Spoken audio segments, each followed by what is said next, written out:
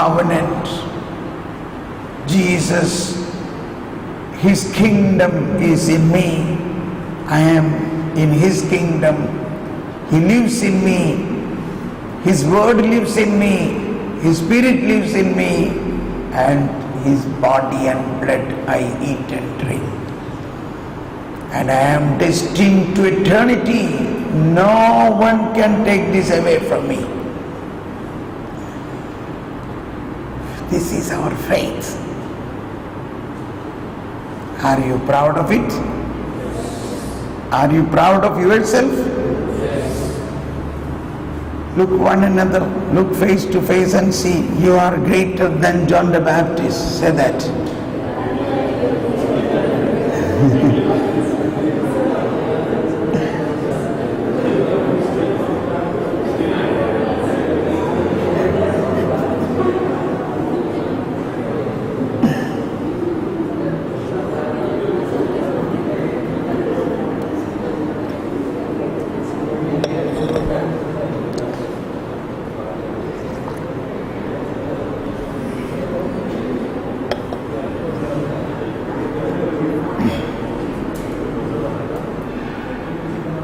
Praise the Lord. Let us thank and praise God for this situation or this reality.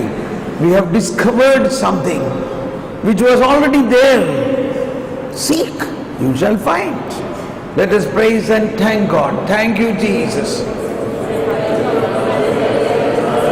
Praise you, Jesus. Thank you, Lord. Praise you, Lord. Shandala halabalawalai. Oh, Holy Spirit. Thank you for this understanding. I am greater than John the Baptist. I am greater than John the Baptist. I am in the new covenant. I am having a relationship with the Holy Trinity in me. The Trinity in me. Trinity in me. Most Holy Trinity is in me. Christ is in me. Christ is in me. Kingdom of God is in me. The covenant of God is in me.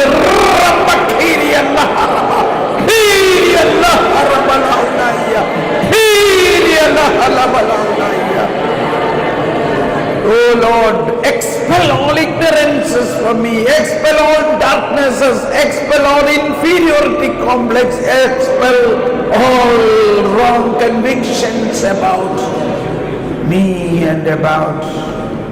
Thank you, Jesus.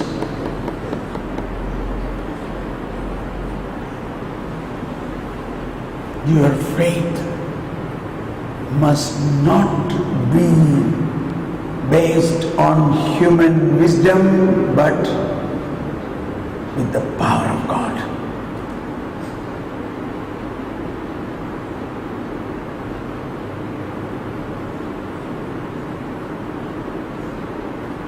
Oh, Holy Spirit, we thank you for these convictions. We thank you for this wisdom. Oh, Holy Spirit, illumine me more and more. You know, Isaac Newton was sitting under an apple tree. Suddenly an apple fell on his head. He began to think, why this apple fell down? Why it did not fell up? Now this thinking began to stir in him, stir and stir and stir. He had many sleepless nights. Finally he found out that there is a gravitational force. Now this was found out how many years back? Say 200, 300? When it was found out? Yeah, say 300 years back. Now, was it created by Isaac Newton? He only found out. Can anybody say the exact year? Approximate 300 years, okay. 12, 18? 1750, something like that. Okay, 1750. That means in 18th century. So this reality, this great reality of this power was there from the foundation of the world, but it was discovered only very recently, say 300 years back. In the same way, there are many spiritual truths, reality existing in us, with us, but because of, because of our lack of wisdom, we don't see that, we don't understand this.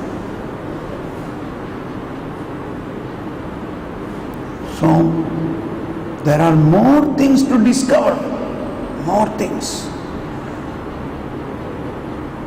You know, I tell you frankly, I am so much in prayer of wisdom and things like that. Still, only about 2 years back I understood this.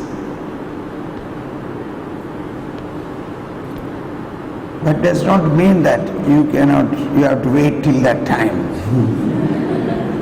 One reason is, I am not blaming, but I am just telling a reason. Nobody spoke these type of matters to me. I never heard. If I had heard in this direction, I would have thought in that direction. That is why I make sure to speak this thing, that there is another way. If I keep listening only what I heard, then I have no material to think.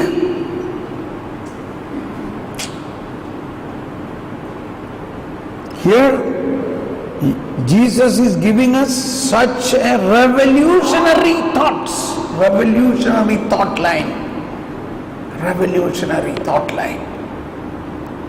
I always say he was a revolutionary person. He still is a revolutionary person. We need a spiritual revolution to change this world. We need a spiritual revolution. The history, we know many places revolutions take place which were all moved with the power of Christ. We need a new revolution, understanding the power of Christ and the wisdom of God. Even the whole Bible must be interpreted in a new way of the real old thing, going deeper and deeper. Sometimes people say, oh, they are youth, they don't understand these things, so don't speak such heavy things. This is what many people say. Once I was giving a youth meeting, it was in North India, it was one of the biggest North Indian youth retreat. It's about 20 years back. 20 years back, my God. 20 years back. So I gave strong talk and I was very happy, and I came to the Eucharistic Lord and I was thanking. Now a person came to me, a very important person, said, what talk you have given? If you give such a heavy thing, will these children understand this? You should make some stories and some mimic and all, should entertain them. That also immediately afternoon. Oh my God, I was in great satisfaction of giving such a powerful talk with full word of God. I was put down. Then I came back to the Lord and asked, oh Lord, I am so sorry if it is. The Lord said, no, what you did was perfect. And the Lord is telling, at noon time, I went to that Samaritan woman. Did I say some story? Did I spend time in entertaining her with some jokes?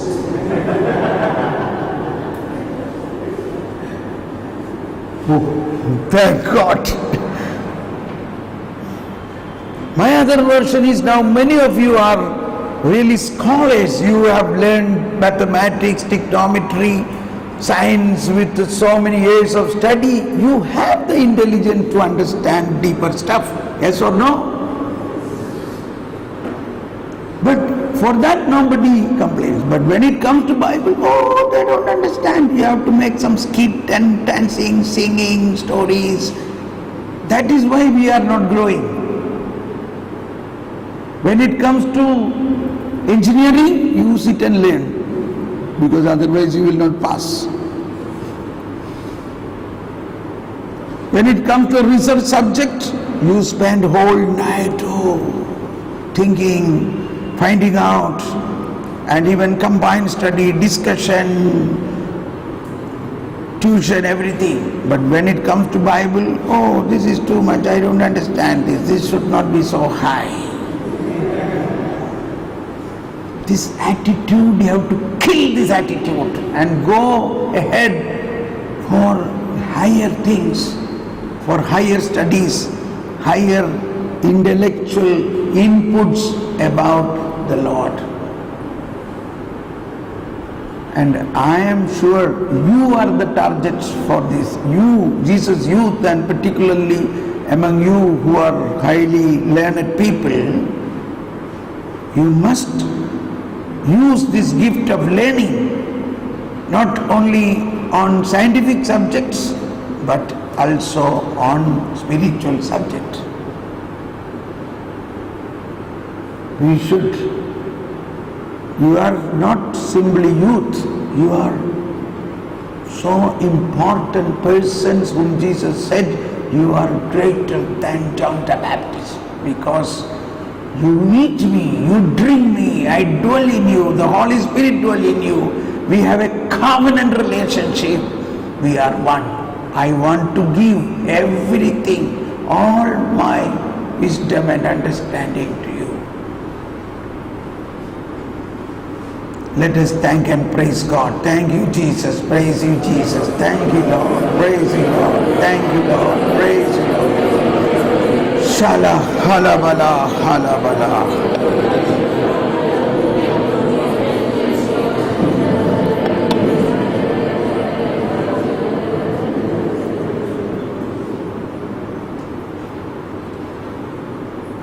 Amen.